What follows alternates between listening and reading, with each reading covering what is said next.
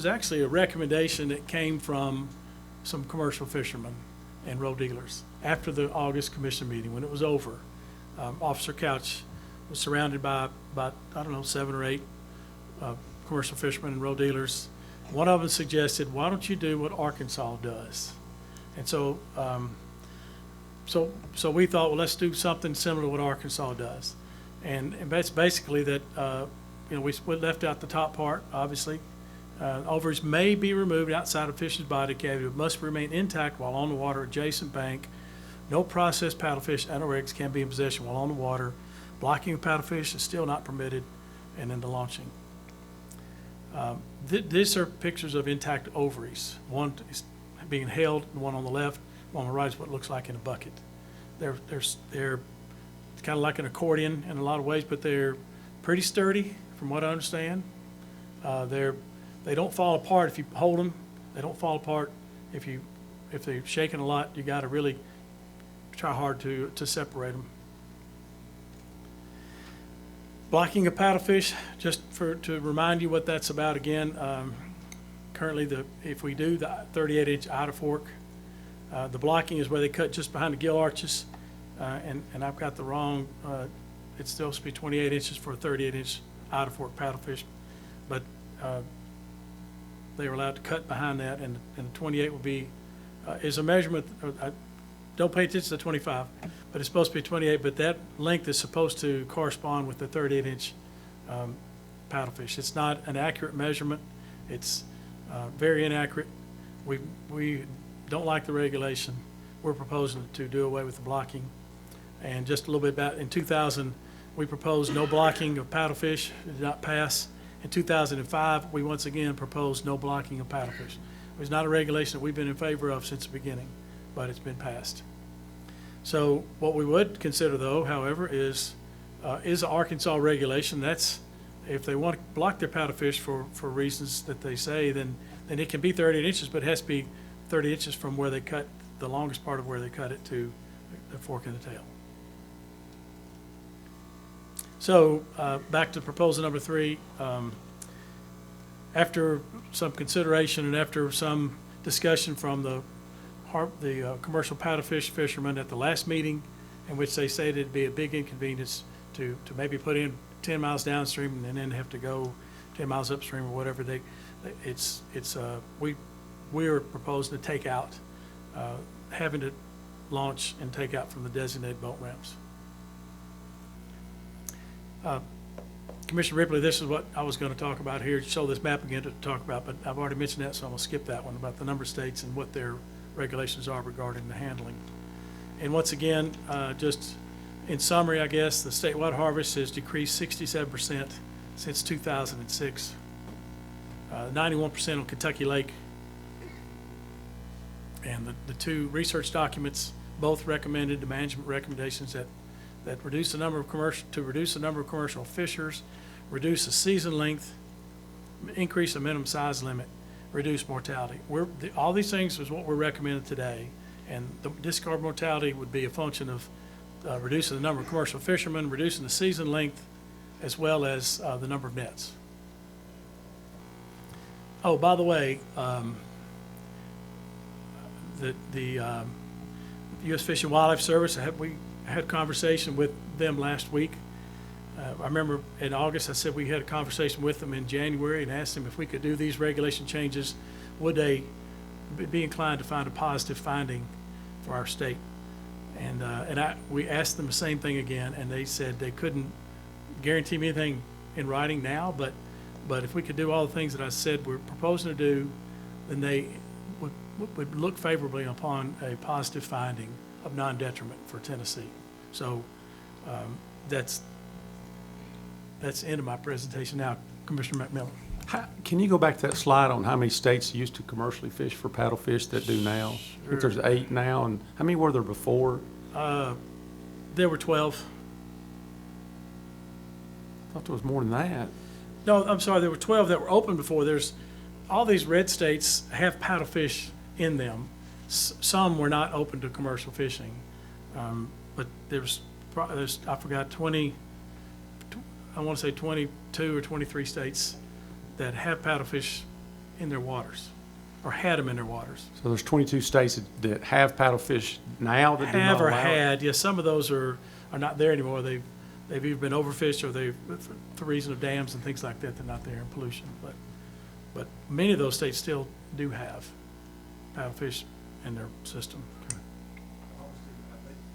Obviously, I think you probably ought to stay where you are, because I'm sure we have questions from the commission Well, I'm staying. and from the audience. But we're going to start, and instead of getting going back and forth right now, I'd prefer to let's just go ahead and get questions from the commission for Bobby, who wants to begin.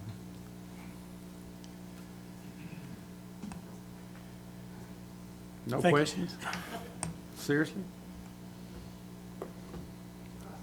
Since you looked at me, I thought that the April the 7th was the cutoff the last proposal that you made. I had not seen March 31st. It was, but that's not the recommendation. We prefer, if we're gonna change the season, and reduce it, it's the same number of days. We're gonna go November 21 to April the 7th. We prefer to start on November 15th and end on March 31st, which is the same as Kentucky. Be consistent with them. But the mortality that you showed was above 58 degrees was about the same on both ends. Well, it actually goes from about the middle of November to the 1st of December on the front end. The lower end, it really skyrockets. I'll show it, but it goes up considerably at the back end after March 31st.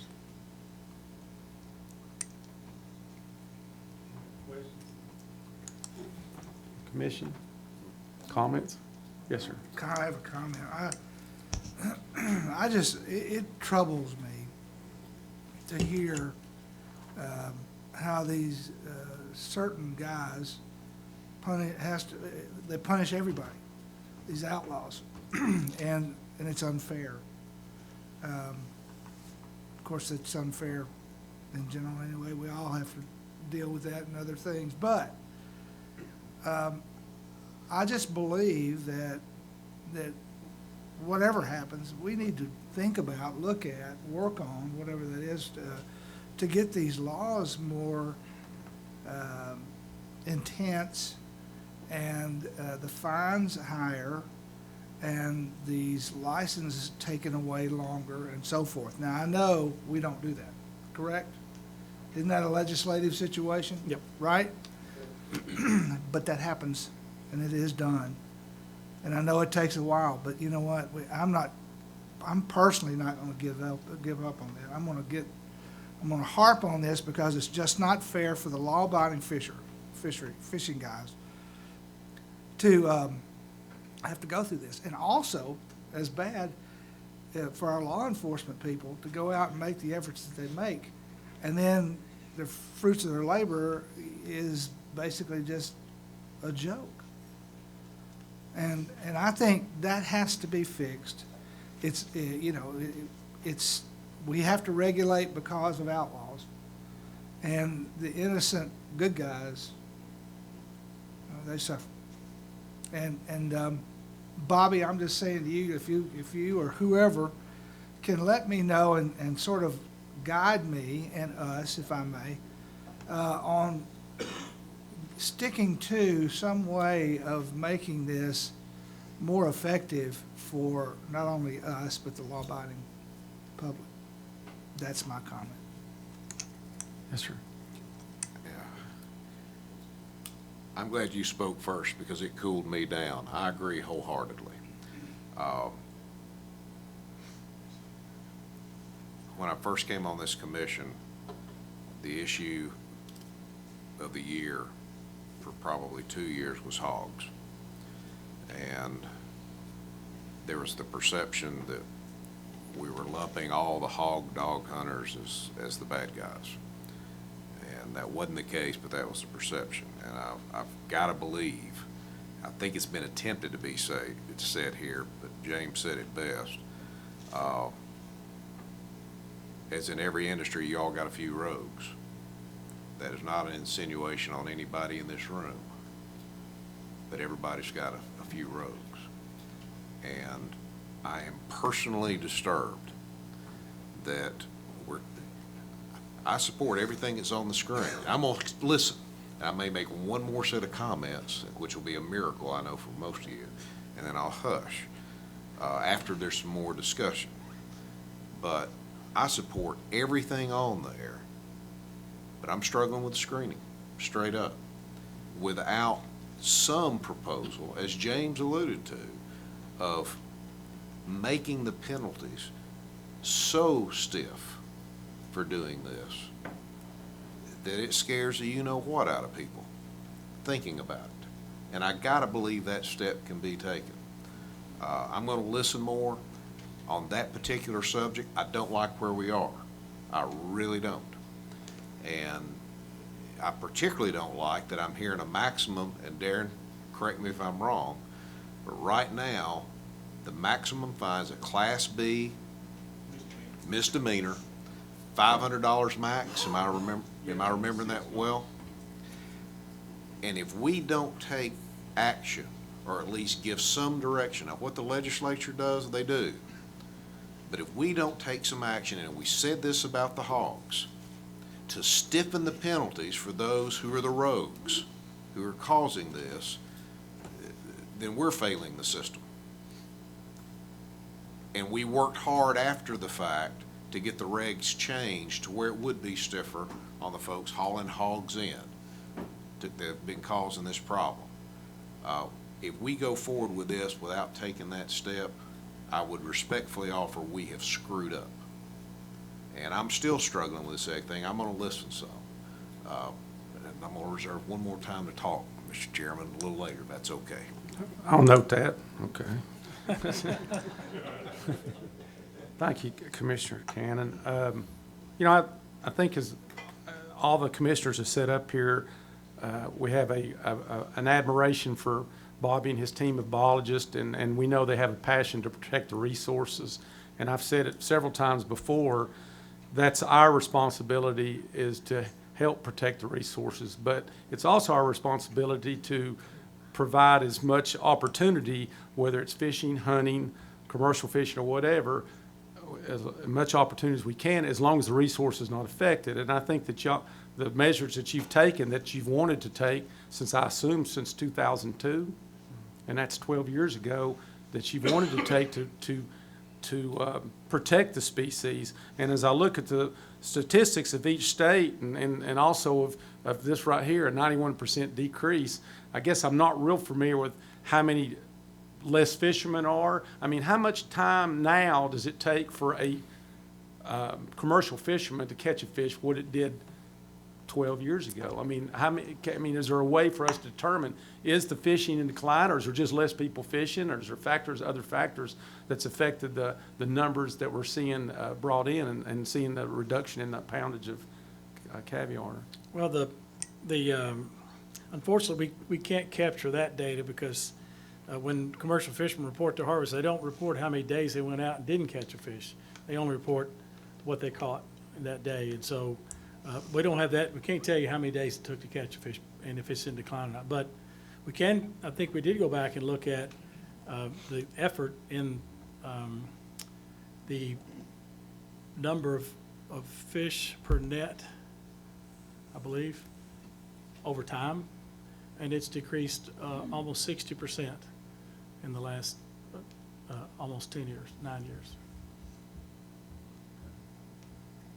Commissioner Baker? Do you have the numbers of how many commercial licenses we sold from 2002 down to 2014? Well, for this, which is the paddlefish only, it's been right around no more than 80 as far as the residents.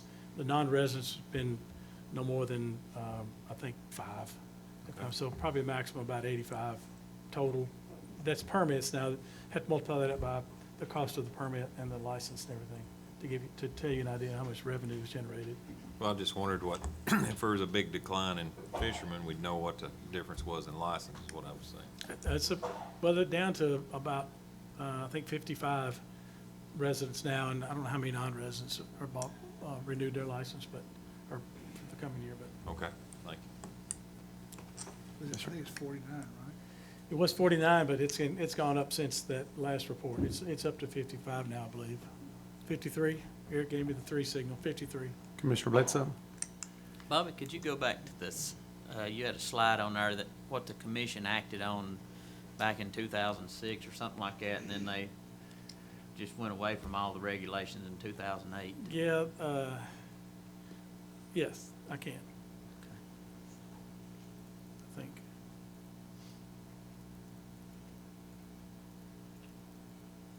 I'm almost there.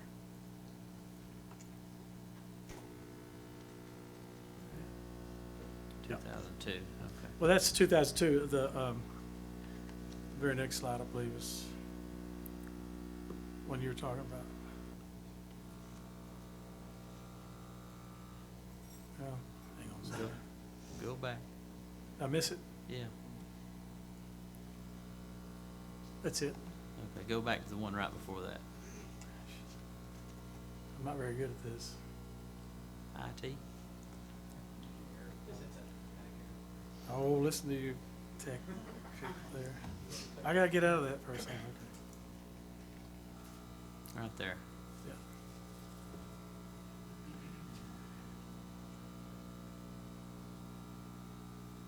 That's pretty much the regulation we're proposing today. But they have to remain in the ovaries until they get to the shore adjacent. Right, right. They can take them, they can remove the ovaries from the paddlefish, but they can't process them basically until they get to the shore. Was there one thing in there, I see a 2-inch portion of ovary has to remain, okay, in each paddlefish? Okay, that's what Right. I wrote a note down about that, and I was supposed to go back and look. Would you clear something up for me, and maybe the other commissioners don't realize it either, but when you take your set of eggs or ovaries, whichever it's gonna be, does the fish that it came from have to still be in the boat too? Yeah, for To match every, up? for every legal paddlefish, you have to keep that in the boat, and those eggs have to go in a container. So you have one container of eggs that coincide with that paddlefish. Okay, so what's happening in the opinion of law enforcement is the fish that are not 36 inches are then, the eggs are dumped into another container, separate containers, and mixing them all in with the other fish. Well, That's, what they say it is that they screen them and mix them in with a container that already has eggs, and then they'll dump the illegal fish overboard and claim they came from. well, now, is that where the genetic testing that has been talked about since our August meeting could be a factor in determining if there is eggs that have been mixed? So, I mean, if we're not allowing eggs to be mixed, if somebody's mixing eggs, then obviously they're doing it to hide something. So is there, I know there's been some discussion about genetic testing to see if there's different fish eggs in one container, correct? That was the reason that the 2-inch portion was left, so that if the technique was developed, that we could prove that. But since this regulation's been affected, there's not a technique available to do that. Oh, so there's not a process to see it? There's currently not a process for that, no protocol.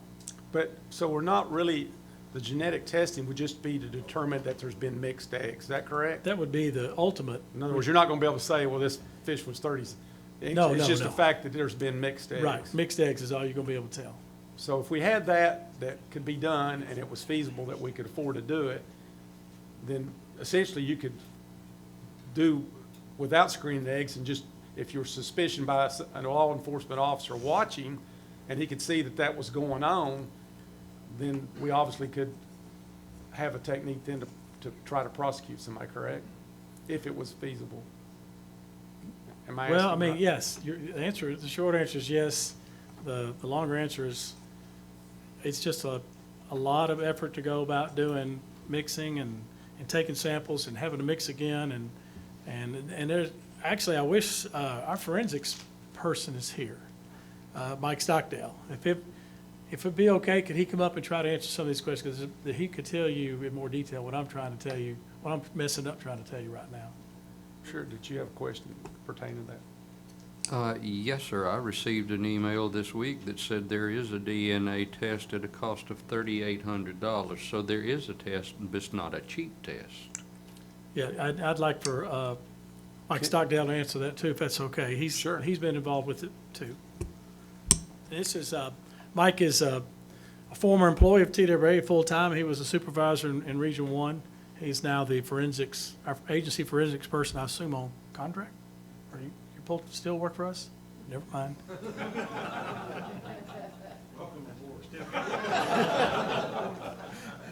Yeah, I still get a paycheck.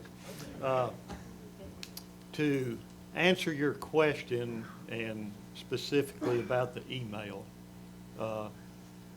I talked to Dr. Moyer, who sent that email. That $3,800 was to develop a protocol. I talked to him, and I talked to Dr. Mary Curtis, who is the fish expert at the U.S. Fish and Wildlife's National Forensics Lab in Ashland, Oregon. And they are both in agreement, as am I. There is no protocol that you can sample an egg and tell that it came from which fish. There are paddlefish markers that can tell you the flesh or tissue from the paddlefish. You know, you've got a sample here and a sample here that they are from the same fish, but not from the egg. What Dr. Moyer was proposing in that email was that for this $3,800, and I think it's slash per sample, that he could develop a protocol. He was looking at probably 10 markers that once the protocol was developed, he's thinking probably at least a couple of months. Then you have to validate it. We would need to validate it for our lab. It will work on our DNA analyzer. Once we do that, then, of course, the question is about the eggs. That how many eggs do we need in a minimum sample? Are we going to have multiple subsamples to make sure if there is an alleged illegal set of eggs in there? How many eggs do we need to detect it? In real life, in a forensics lab, it doesn't work like it does on TV. It takes more than 30 to 40 seconds to get results. You're talking about probably at least 3 to 4 days. You have to extract the DNA, make more of it, run it through the analyzer. And, you know, every sample is 34 minutes to go through the analyzer. So depending on how many samples you have determines, you know, how long before you get results. And that's all under ideal conditions. I think, you know, there's no question a protocol can be developed. The stumbling block right at this moment is getting the DNA from the eggs. That the eggs are haploid and that there's only half as much DNA there as if they had been fertilized. So if you don't have enough eggs, it's not going to work. If you have too many, it will also prevent you from making more DNA. So there's that magic number. What do we need? How many subsamples do we need? Are these eggs that have been screened, what mixing is going to have to be done to them so we get a homogeneous mix that we subsample? So there's still questions to be answered. I think, yes, Dr. Moyer from that email, and I did talk to him, I think, yes, he can come up with a protocol. And if he will do it for $3,800, that is real cheap. So if he does the protocol for $3,800, what do you think the subsequent test would cost to run for alleged infractions or violations? If he develops a protocol, and this is one of those things that if you would have asked me this Sunday, I would have told you I know nothing about paddlefish and DNA. but I know a lot more this morning and today since then. There are currently 9 markers that have been validated for paddlefish. He would like to have 10, and I think Mary Curtis and I would like to have 10 too. But let's just say we have 10. It's going to be about roughly, probably $1,400 to have these markers made for us, and that will do many, many tests. I mean, in the case of our deer markers, we had those made in 2005, and last year we just had to replace those, and we've run probably several thousand tests. The markers are not the real problem. It's the other consumables, capillaries, Palmer for them, internal sizing markers, pipette tips, and all the miscellaneous consumables. I think total you would be looking at somewhere between initially thinking about $3,500 to $4,000, and we could, that consumable part, we might only use one capillary, but they come in batches of 5, and they're $360 for 5 of them. There's no shelf life on them, so that's not a problem. You have the initial expense of buying your consumables, but you could probably look at 500 tests at a minimum out of that, maybe more.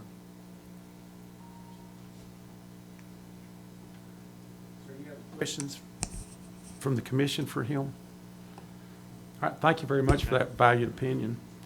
Before we go to the audience, is there any other statements or comments from the commission? I need to ask Bobby to go back to another slide.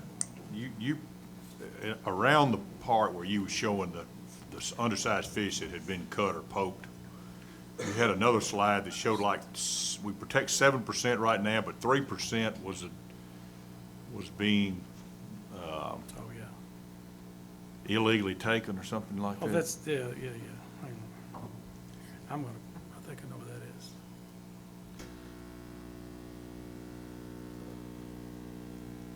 I think you're talking about this one or the one after this, probably.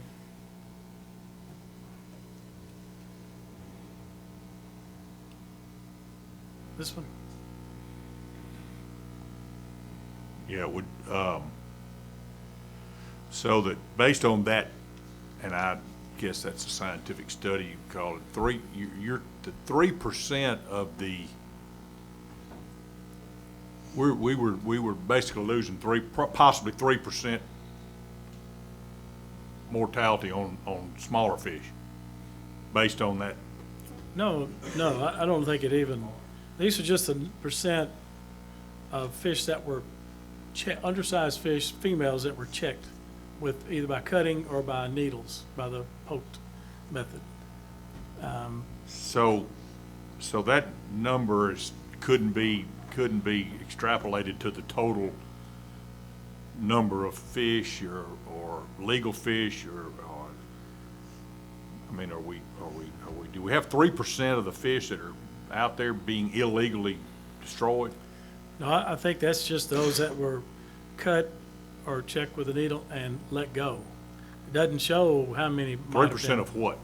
3% of that number that were sampled right there, total number 363 in 2009 and 316 in 2010. Some of them they were all fish that they caught, legal and illegal fish, and they just 3% of them were illegal fish. The 3%, yeah, the 3% right is the undersized fish. But isn't the point, if you have 3% that they did check and released, and we know they were undersized fish, the question is how many fish, undersized fish, were checked and cut and destroyed? And so this just gives you, I think, an idea that it's going on, but to the extent it's going on, I don't think it answers that question. Right, because this is the only thing we got, just to show that it does happen. No, but what I was kind of trying to get to, if to see how many more fish we're going to be protecting with 38 inches and the different things, it's, the 38 inches is gonna protect 38%, No, 30%? almost 30%. 30%. So, let's say now we've got a 10% illegal loss, just guess it. So if right now you're protecting 7%, so every year you've got a 3% or a 4% loss, and you're not even staying even. So if you protect 30%, then and lose 10%, I'm just talking about for illegal fish, you're still protecting 20%. Now that may be total, I'm just using this 3% use, I'm Yeah. just, Yeah, you got me. I'm not following you, but okay, all right, never mind. I will say, let me just say this, though, that if we do go to 38 inches and it protects 30%, there's going to be a whole lot, there's going to be more fish out there that they cannot harvest, that cannot be harvested, that they could have harvested in the past. And might be some commercial fishermen, certainly not in this room, but maybe out there that are on the fence, maybe borderline about in the past, might not have harvested one, but when times get a little tougher and they see these fish swimming around, they're not able to harvest, they might be more tempted to harvest. Mr. Chairman, I'm talking too much, and I'll quit here in just 1 second. At the 67% decline that we've seen over the number of years, if we do nothing and we leave things just as they are, how many years of sustainable commercial paddle fishing do we have left in, let's say, Kentucky Lake? I think, I don't know, there's always going to be some reproduction, some fish, maybe migrating through the dams, a little bit of that too, but mostly, some within the lake. There'll be some spawning going on, but I don't know. I just know that it's gone down, it's crashing. And the reason for my question is if we tried, just the 38-inch thing this year, and then see if the population improves drastically, then maybe that's all that has to occur rather than taking on the screening thing right now. I don't know. If it's gonna crash next year completely, then we gotta be very drastic, I think, in what we do. Do you follow me? I follow you. Better than you did, Is Commissioner another Cox. softball? A lot better. All right, do we have any other comments or questions for Bobby from the commission? All right, I won't ask if there's any questions from the audience. I'll just ask who wants to be first. I'll be first. Yes, ma'am. Would you come up and state your name, please? Hi, I'm Vicki Kelly with Kelly's Catch Caviar. Bobby, could you go back to the slide where they're holding an ovary in one hand and have one in a container in the other? Directed to Commissioner McNeil. Yep, yes. I'm sorry. Sorry. That's protocol. I think I'm close. How long?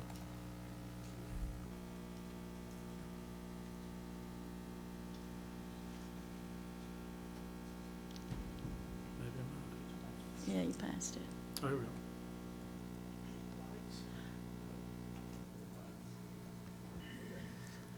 That one? Yes. Do you know if that's one fish or two different fish? I know that's one fish. That is one fish? I know because I took the picture. I was just looking at the colors. If you'll notice, the one on the left is very, very light and the one on the right is dark, and it may be just the way the light's shining on it. But when you are in the boat, that's normally not going to happen. It's going to be the same color out of the same fish, and if you mix it into another container, you can tell it.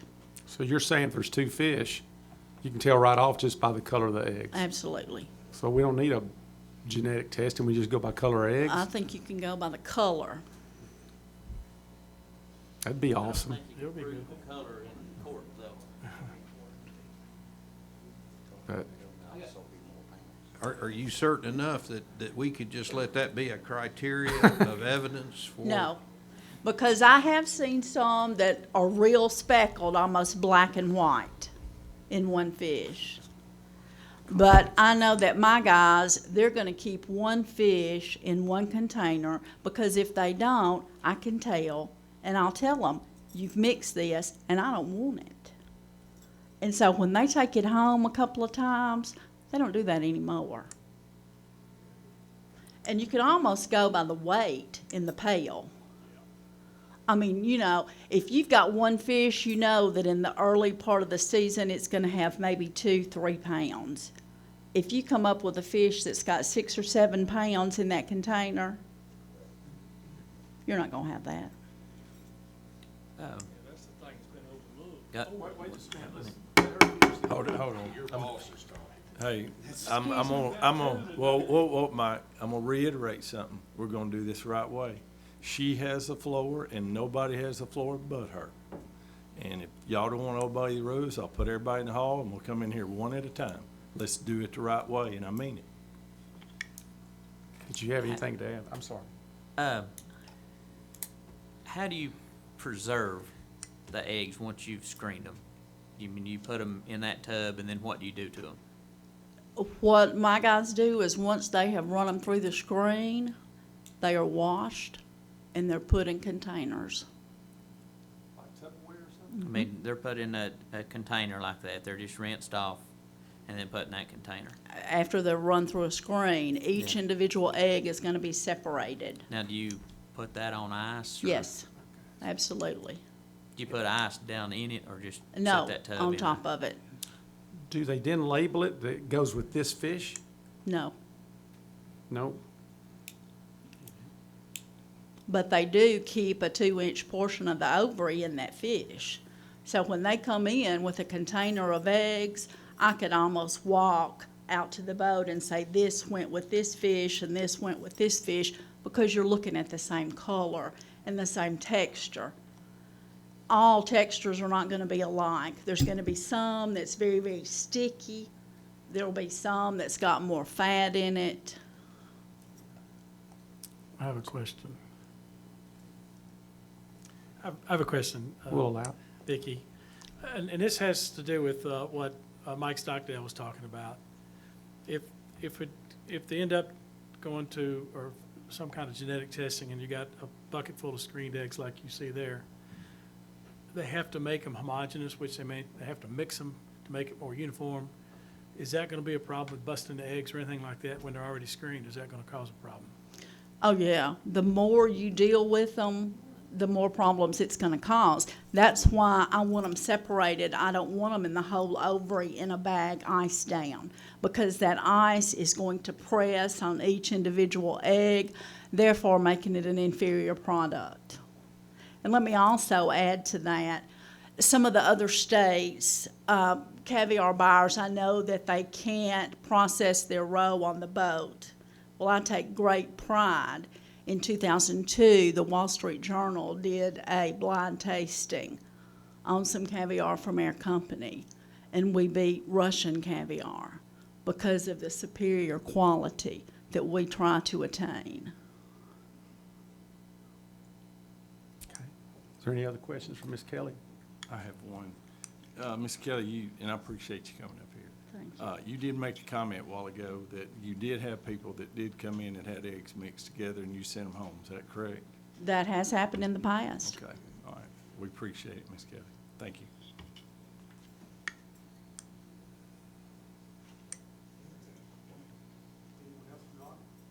I'd like to say something. Yes, sir.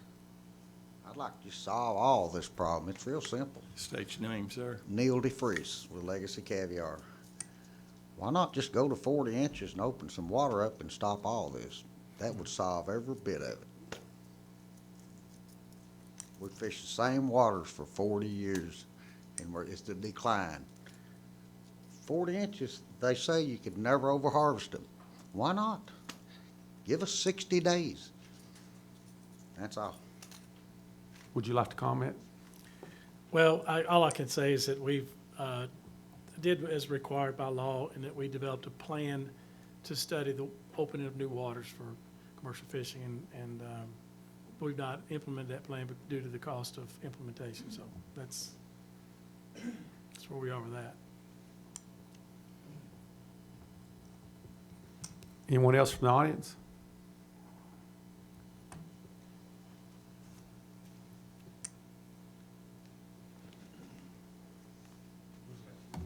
Ricky Scott.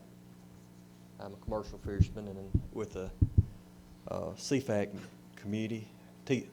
What it is, the Tennessee Commercial Fishing has an advisory committee, and I'm the chairman of it, and they want me to speak. I'm not a great speaker, so I'll just do the best I can. On the paddlefish roll permits, we're in a agreement that they should be lowered into 55 and gradually down to 40.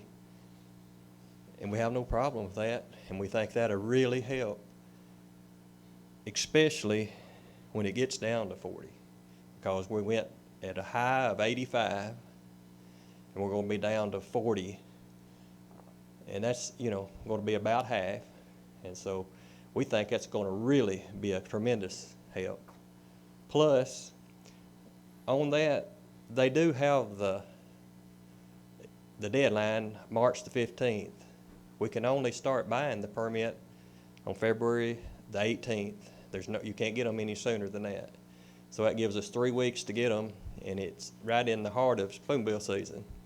And it's really, we're proposing April the 15th. You've seen that on the board, because it will give us a long enough time to give us another month to get our permits during spoonbill season, which it's a pretty good process. You've got to fill out a paper. You just can't go to the and buy them just anywhere. You've got to fill out a paper, send it in, and then they've got to send it back to you after that, you know, it's okay and everything. So you can't do that on the internet? It's all No. paper? Right. That's not available on the internet. So they have from February 18th to March 15th. Do you see that as a problem? I mean, how long does it take to turn it around and get it back to them? Oh, immediate. They do it in person, I think, don't they? I believe you do it in person. You can do it in person. You'd have to drive to Nashville to do it, or you can send it in through the mail. It usually takes about a week to get it in, but the problem is sometimes you're in the middle of fishing season, and sometimes the man may not have the money. You're talking about anywhere from $1,400 to $1,600, depending on how many helper's license you buy. Because you have to have your commercial fishing license and helper's license and this permit all at the same time. You have to buy that at the same time. What's the reason, Chief Wilson, that we're trying to limit the number of days they have to get that in? What's the purpose of that? Well, as it was explained to me, I might have to get Eric up here to kind of explain it better, but the people who are serious about it will be able to buy it. They'll want to buy it to maintain their license for the coming year. Because if you're already fishing, you've got to have that license by February or by March 1st anyway for the next year, right? And if there happens to be a really good banner year, that particular year, there may be some folks at the end of the season see that and they'll say, well, I think I'll get into it now. And we may never reduce that number down to the number that we want to get it down to. It may always stay at 55. Does that make sense? I guess I need a softball, because I thought we were going to 55, we're going to 55. To me, you know, everything I'm looking at is what are we doing to protect the resource? I don't see how that protects the resource. Well, we're 55. It's not where we want to be, but that's where we're starting. And we want to get down to 40 eventually. I think what he's saying is that the fishermen that have them now have preference. Right. So they have to have a date to buy them. So if they're not gonna buy them, I guess we're gonna reduce them, but at the time we get to where we're just, somebody's gotta have the opportunity to buy that license, so there's gotta be a cutoff date. But I don't know why it has to be April 15th or March 15th, or, you know, I don't know. I think isn't that what you're saying, or Yeah. not? I think what we're not hearing also is what you just said a while ago, and that is some people don't have the money. That's right. It's not somebody that's, you know, that's a really great fisherman that's out there. It's somebody that maybe he does it on the side, and he just fishes on the weekends. And he might not have the money. The water's been running. He needs some time to get up the money to buy that license. I'm going to buy mine February the 28th. It's going to be back to me by February 28th because I got to have it. I'll do it full time. But it's not me. It's these commercial fishermen that's come to me and it says sometimes we don't buy them because we ain't got the money. And I'm just speaking for them. I'm not speaking for myself because I'm going to have mine way before March 15th. I'm just trying to help the commercial fishermen. They come to me, and I'm supposed to be the spokesman for them. That's the reason I'm asking for that. And you're asking for March 28th? No, April 15th? April 15th. You said the 28th. I'm sorry That's if all I right. did. Okay. Yes, sir. You answered my question. Okay, so April 15th is what you want? Mm-hmm. So Yes, you sir. want another month? Exactly. Okay. You want to go on then? Unless somebody else has a question about that? Go ahead. Okay, that's all I got to say about that one. I'm gonna go to the next one, the season change. The commercial fishermen have, some of the buyers have figured out what the problem's gonna be with the season change. If it's even gonna be more now that they've asked for the last 2 weeks. But it averages anywhere from 30% to 60% loss just in the season change. Not talking about it's going to be somewhere between 30%, 29% and 60% loss in the number of fish harvested, egg fish harvested. That's what, going back to the records, to the buyer's records. So, Did you plan on the It's April because, 8th? sir? Was you talking about the April 8th close one? Yeah, that was the old close. It's gonna be a lot worse if you go, because April is our best time to catch them. April is the very best. If you had to do something, it definitely need to come off the front end. But this April is we really, that's when we make our money. He showed it in the graph. That's when we make our money, is in April. And if you figure in the 38-inch fish along with that, it goes way on up it starts at 48% for one fisherman here is what he would have lost. And another fisherman would have lost 76% because he does fish when the fishing's good. He don't fish like I would all year long. And so his loss was 3/4 of his income. well, when I look at these figures and I see subtract 117 if you take off the week between November 15th and November 21st, obviously we're not doing that now. Is that correct? Am I hitting that right? We still open November 15th? Well, that's our proposal. It's open November 15th, so, Yes. but obviously opening week's gonna be your best week because everybody's fired up and they're gonna be out there fishing anyway, correct? So I don't really think that's legitimate. So what we're looking at is you said subtract 17th that were harvested after April 7th. So we're looking at just 17 fish after April 7th. So what are you saying after April 1st, if that's what we go with? I mean, I think the rear end's what we're looking at. Yeah. You're looking at shortening it on the rear end. Well, I'm just saying, is this one person caught 643 fish? I'm confused then, again. I don't know where you're getting that. Well, you got 643 total fish, subtract 117. Oh, you don't have this sheet? No, Give I him don't a have copy this of sheet. it. You can stand up there, Mike, talk to me. Answer my question there. That right there is not the whole industry, that's just what I bought. That's not the whole industry. But what I'm saying, it's probably a good percentage or a good reflection of what's well, gonna happen by well, taking 1 week away. Alan's numbers was in the email you got, and his is higher than that. Ricky's talking about that. That's, Alan's buying was in the email you got. I got it, yeah, I saw So that. It's But- 30 to 50%. It varies from buyer to buyer.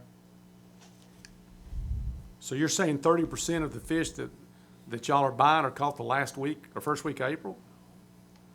First week of November and the last week of But see, the season. But I don't think the first week in November matters. First of all, because we're still opening when they ask, correct? Yes. Okay, so we're talking about the last week. Is the proposal not March 15th to, March, November 15th to, March 31st. to March 31st? See, that's another problem. We was under the impression until today that the proposal was closed the first week and the last week, and now they've sprung this on us. We can't even have a 30-day inquiry, with our fishermen about this.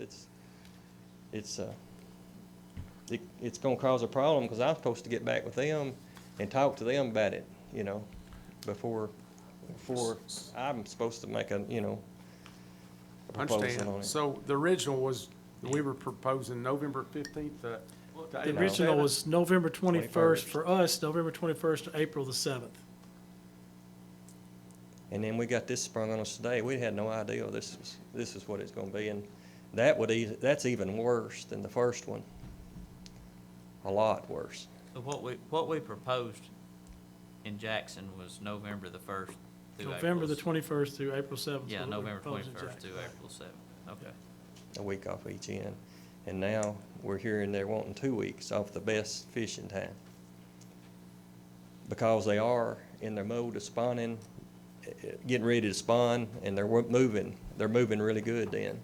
And when they are, and usually you get some low water during that time because they are filling the lakes about to start filling the lakes about that time. It's when we get some low flow. Well, we'll look at that. But obviously you understand the reason the agency and the reason our biologists want to do it is that's another way that we can help control the resource health, correct? I mean, that's what it's all about. I understand because of the warm water. Right, At the first week of season and the last week of season. right. But we don't understand why now they changed it to wanting 2 weeks in our best fishing time. And it sounds like they're just trying to keep us from catching the fish when we can catch them the best, because that's when the water's down. Some years we can't fish at all in January, February, even December. That's where you're seeing some of that fall off. There's 2 reasons you're seeing a big drop on Kentucky Lake. It's because the water flow has been really bad the last 3 years on Kentucky Lake. And also, there's been such a boom in paddlefish on Cumberland River and East Tennessee and the Chickamauga Lake that most of the people from Kentucky Lake has went there to fish. And that's when you see a big decline. The fishermen hadn't been trying Kentucky Lake. Do you have a comment? I just want to comment on the days.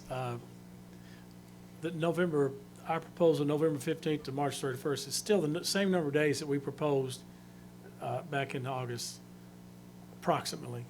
But it's the beginning and the end of dates were recommended a change on there. And also because on Kentucky Lake, that's the same season as Kentucky has, November 15th to March 31st. For the gentleman. Yes, sir. We heard earlier from Vicki, is that correct? Apparently she's encountered situations where there's been a mix of eggs, is that correct? And you said you sent them home. And I'm guessing you sent them home because you felt like something hadn't been done properly, and that perhaps something had been done illegally. Is that? Not necessarily. Okay. Sometimes they might just mix two because they want to, or they think, well, there's not any in this one, I'll just put it over in this one. Okay. Have you encountered the same problem where you've had to I send don't them buy. away? Or you don't buy? I just fish. Okay. Thank you.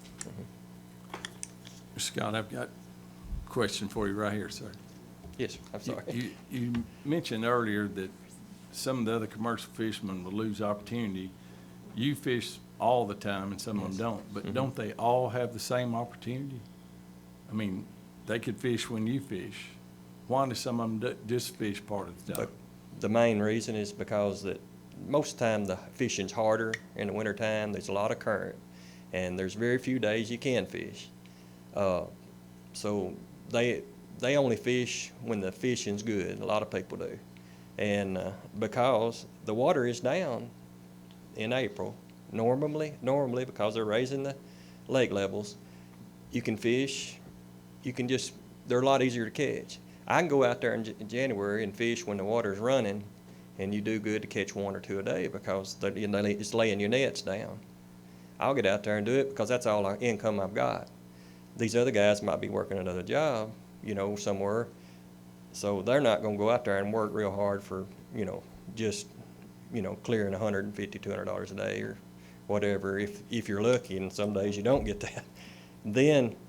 But when the fishing does get good, and that's what I depend on, because there's so many days you can't fish in December, January, and February that's just completely impossible to fish. The water's running just bank to bank, and it's just impossible. Then the water starts dropping because they're filling the lakes in April if we don't get any spring floods.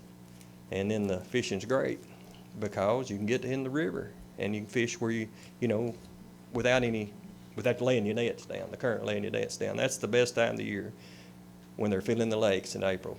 It drops the water. I'm sure the commission knows that, and I understand they're trying to protect more fish, but it's when you go to protecting that many, you're going to take away well more than 50% of our catch, even my catch then. Thank you for answering my question. Okay. I hope I made it clear. Any more questions? Was that your last item that you wanted to talk? No.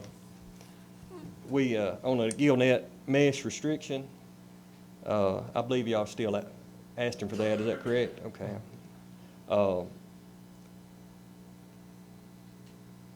We did ask for this and went to them and asked for this restriction ourselves. And they thought it was a great idea, but when we asked for this, we asked, right now we can put out the day before season opens, whatever that day determines to be. With this restriction, we can't do that any longer. We have to wait till the evening that it opens, and then we can't pull in nets the next day. We just thought it wasn't right, since we asked for this recommendation, for them to restrict us another day of fishing. Because before this recommendation went into effect, we asked them to open this net, the 6-inch net, which we use for spoonbill. Close it the rest of the year, just open it at noon the day before season opens, so we can put out that afternoon. We can go down there at midnight, which that's a hassle for us, dangerous for us, and it's not good for law enforcement either, because that's what's going to happen. They're going to go down there at midnight and start putting out. And they need to make it at 12 noon the day before season so that it'd be daylight when they start fishing. Then everybody gets the same chance. There's no illegal fishing going on then, people going out there at 9, 10 o'clock or whatever. It just makes it right for everybody. Plus, we made the recommendation ourselves, and they changed it to take another day away from us. I just don't think it's right. If we ask for a recommendation and they like it, they should penalize us for it. That's all. Any questions about it? I hope What time do you normally start fishing in the middle of the season? We normally start the day before at daylight. I'm talking about on December the 20th, you want to go fishing. What time of day do you put your nets out? What time of the day? Just normally during the season. You put them out at noon? Yeah, normally at noon. Yeah, if that's the first day we fished, yeah, in a while, because the water's been running, the water goes down, we'll put out somewhere around noon. The way it's been, everybody goes down there at the break of daylight, the day before season opens, because the 6-inch net is legal to fish. You just can't harvest the fish. And we wanted to stop the 6-inch net completely when the season wasn't open. We was having some people that was going down there 2 or 3 days before season. That's what the problem was. I didn't want to say that, but that's what it was. And we want that stopped. Exactly. We want that stopped, and so we went to commission, asked them to open it at noon, open this 6-inch net, close it, where they can go down there and they're fishing a 6-inch net. They can't say, I'm fishing for buffalo. It don't matter. This is illegal net. And we just asked them to open it at noon the day before, whatever the day the season opens, and not penalize us for a good idea. That's just what I thought, you know. I'm going on. I've spent too much time on that. The HD asked for a limit of 12 nets, and right now it's unlimited. We can fish 50 if we want to. A lot of fishermen are fishing 20 to 30 on what they do. If the water's been down, let's say for a month, the water's been up, it's flooded for a month, you hadn't been able to fish for a month, the water finally goes down. Everybody wants to go down and get all they can because it might not be but a week before it's flooded again. So they go down there with 20 or 30 nets. The first day you get a chance to fish. And we think that might be a good idea to lower it. But we think 12 is too drastic. 15 is an average number of what a lot of fishermen fish. And it's that don't fish the 20 and 30. And we think 15 is a good number. And it's not asking for many more than the agency is asking. I'll go on the head float. Now, on all this, we called nearly every permit holder in the state. There was a few we couldn't get a hold of. And we got their vote on this, and it's almost unanimous on nearly every one of them. And on this one right here, it was 100%. Every one of them was 90% or better on these recommendations I'm making. But this one here was 100% on the net float. And you think, what are you worried about a net float for? Because there's you got all this other stuff. Well, because there's 3 reasons. The main one, that bullet float they're asking us for, it's shaped like a bullet. It's rounded. And when you roll your twine up on it and you throw it in a pile in your barrel with the rest of your head floats, jarring in the river, it all falls off the bullet end, the sharp end. We've used them. Some of the fishermen have used them before. They hate them. They're they're just a problem. We end up having them such a mess, we have to cut the rope out to get the nets out.